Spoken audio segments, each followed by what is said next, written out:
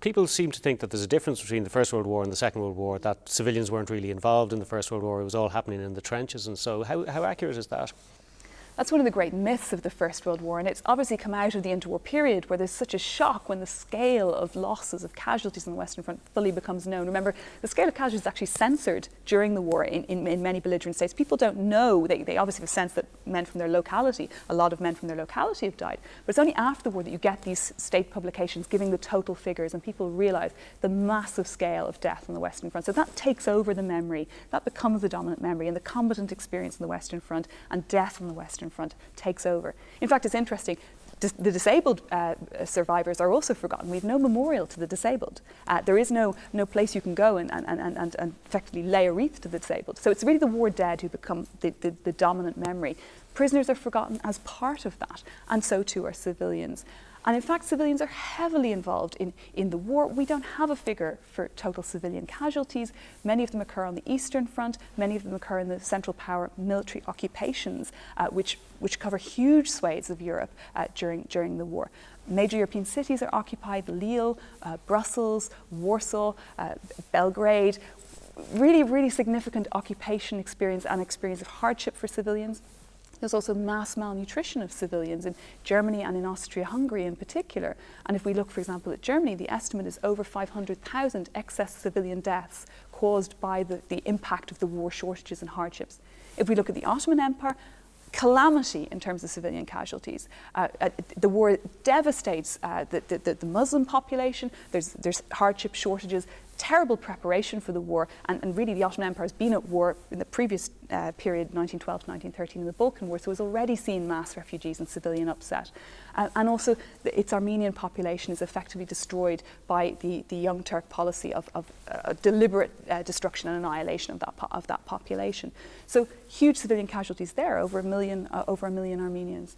And again, northern Italy, another occupation, more civilian destruction, more refugees. Millions and millions of civilians lose their homes, are dispossessed. Many women are raped during the war. These are all histories that have been completely hidden.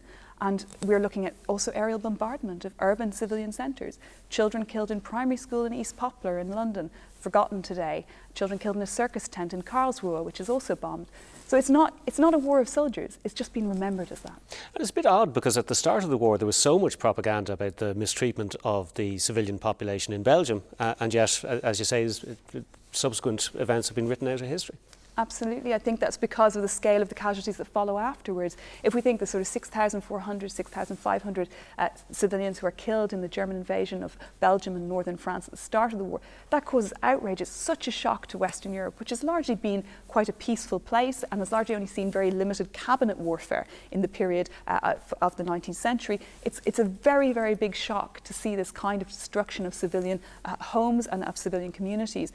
And many of these are actually executions. And so the whole story of babies being bayoneted, babies are killed in some of these executions of civilians who are rounded up in these towns during the initial invasion, partly because of panic on the part of the German army, which believes it's being targeted by civilian partisans, when in fact that's actually fire from the retreating Belgians and French.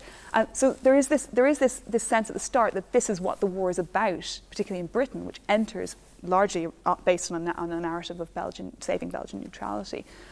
By the end of the war, the landscape has been so ravaged, there have been so many casualties, and there's so much political upheaval with the collapse of these major empires, people forget the civilians. And one has to also remember that many of the civilian deaths occur in states that no longer exist after the war.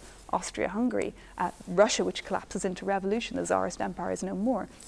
It's replaced by a communist state that doesn't really want to remember the civilian casualties of the First World War. And again, similar things for the Ottoman Empire, which no longer exists after the war as well. And Germany goes through revolution. So there's no one to kind of hold those memories of those civilian casualties in a way that there would be if there was more state continuity.